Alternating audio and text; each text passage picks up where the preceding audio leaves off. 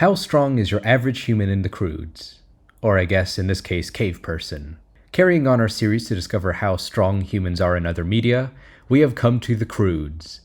While they do come from a pretty good movie, we won't just be focusing on the two of them, but also the two other shows that were made, being a combined total of 104 episodes. This took a really long time to go through. Before we start, I want to mention more on the world of the Croods. While it is heavily implied to be Earth, there are a few changes that make it a bit more distinct. Primarily the moon and its distance to what is presumably Earth. Of course, this is happening in the Cretaceous period, but this still wouldn't change the fact that the moon and the environment of the planet is completely different. But since we can't verify the distance that it actually is or the size of the thing, we will just be assuming that nothing is wrong and that it is actually just a normal moon, even though the moon is consistently shown to be some kind of supernatural entity. Anyways, now that we have that out of the way, let's talk about the first two movies. And already we have a ton of impressive calcs, with multiple characters being able to chuck around massive rocks and surviving being hit by them. We also have characters like Grug being able to survive lightning. Given the amount of time to strike took, it would actually make this a bit more impressive. While wall level calcs are fairly consistent, they do get into the building ranges in the later half of the first movie and more consistently in the second movie, with Grug surviving a tree falling on him, and Miss Betterman being able to survive a geyser freezing solid around her, and also surviving being thawed out by a massive explosion, ending up at large building level, which is consistent with what Grug could endure at the end of the first movie, with this blast being able to break the side of a mountain, although with the surface area being factored in, it ends up being a bit less. We also have Gran's hair creature being able to survive multiple lightning strikes at once, ending up around this level of power. For speed, they are actually pretty fast, with the Croods being able to run at 45 meters a second, but they should be able to move a bit faster. Gran was able to bite her teeth at nearly 83 meters a second. There are also two more speed calcs, but they are a bit more debatable. When Grug cracked a rock, we see the crack slowly moving down, at the same speed as Thunk also moving his hand down to the ground. Comparing the speed of the stone shattering and Thunk's hand's movement, Thunk, even in a tired state, should be able to react and move his body at 735 meters a second. Another speed feat happens when Eep and Guy are about to kiss, where we see them moving in tandem with electricity moving through water. Comparing the two speeds, this can range up to nearly 4 million meters a second.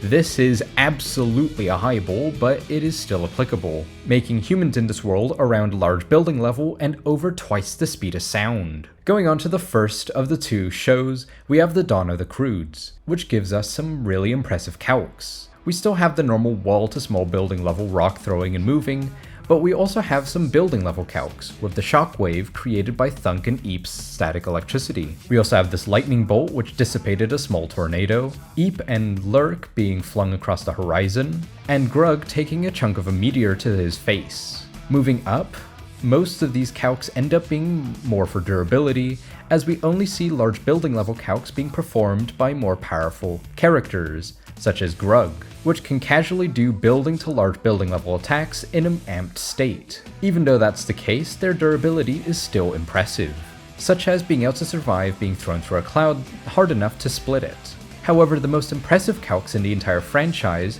come from water pressure, with the kids being able to survive Gran's water trap, which would end up being large building level from the initial burst of water. We also have this feat, where Grug took a blast of pressurized water so powerful that after hitting him, became less powerful, ending up blasting off the roof of the Croods' home. Considering even the blast of water at this point is large building level, a hit being taken before the water jet had lost momentum would end up being a lot more impressive. With the distance and time it took being factored in, this would actually end up to be about small town level. There is also another debatable calc in the series where characters might be able to scale to this camel turtle thing, which could withstand the force of an entire lake being compressed down inside of it. To survive having all that water constantly trying to expand out would end up being about city levels of energy.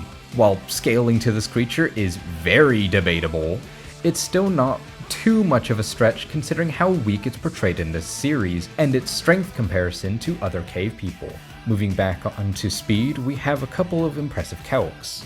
starting off with this caveman who could move Thunk out of the way before this monster behind him could fall, moving at nearly 90 meters a second. And lastly, another debatable speed feat, with these owlbears being able to move at a small distance before light hit the ground. Even with such a small movement, this ends up being just under 600,000 meters a second. So with the added calcs from the show, your average cave person should be able to perform large building level attacks, with potentially small town levels of durability, and supersonic to massively hypersonic reaction speeds. Now on to the last of the two shows, where we will not be going over the basic rock moving feats. There are a ton of them, and they all end up being about wall level. So let's move on to the more impressive stuff. With the small building level stuff, we have a coconut explosion and Uga shattering a rock, hitting her. Moving on to the building level calcs, we have Grug surviving an explosion from a distance, these 6 punch monkeys shaking a treehouse, and Dawn creating a massive shockwave. There are 2 more higher calcs, but they need a bit more context. Starting off, we have a large building level calc with Eep, Dawn, and 2 punch monkeys shaking the treehouse, but after having moved off screen and hitting into something. They had taken a hit that was a lot more impressive than moving the tree from a closer range, making this higher than the previous tree shaking calc. Lastly, we have Gran's boyfriend surviving being hit into the ground as an asteroid, while the crater only ends up also being about large building level. Being an asteroid would imply falling from space, making the kinetic energy he survived way higher, ending up at small town level.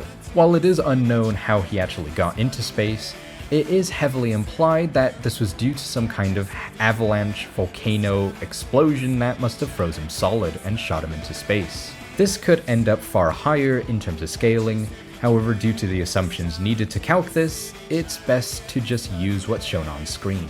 Before we go on to speed, I want to talk about lightning calcs. While this show does have a lot of other calcs, this show is actually full of lightning feats.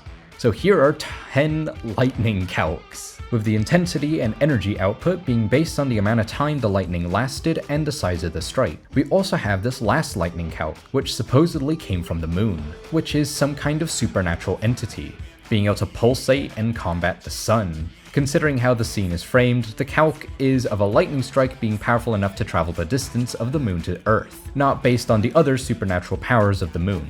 This ends up also being about small town level. Now, going on to speed, we have a lot of impressive stuff. Starting off small, we have a few running and movement calcs that range from 32 meters a second all the way to 140 meters a second, with Guy being able to move normally while Uga is slowly falling. With how prevalent lightning is in the show, there are a few lightning dodging calcs. We have the family moving in tandem with lightning, Guy moving his glider with lightning, the family repulsing back from an incoming lightning strike, and Eep and Dawn dodging lightning while flying. However, there is one calc that stands far above the rest, and it's this. While this might not look too impressive, this is actually the fastest speed feat in the entire franchise. Both Betterman and Thunk were capable of moving a screen before light bounced off of it.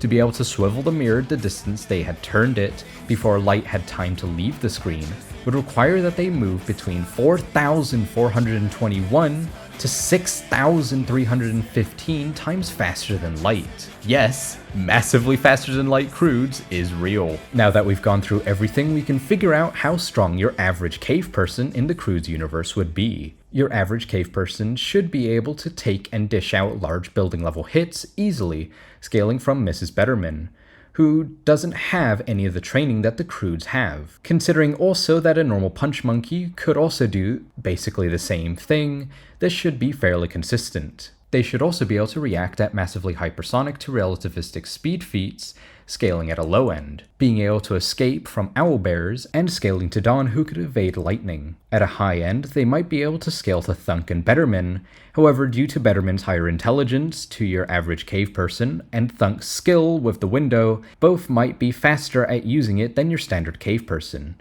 Either way, they should at least be able to keep up with them, meaning FTL reaction speeds aren't out of the question. Hopefully you like this type of video. If there are any other franchises you want me to do a video on, write it in the comments below.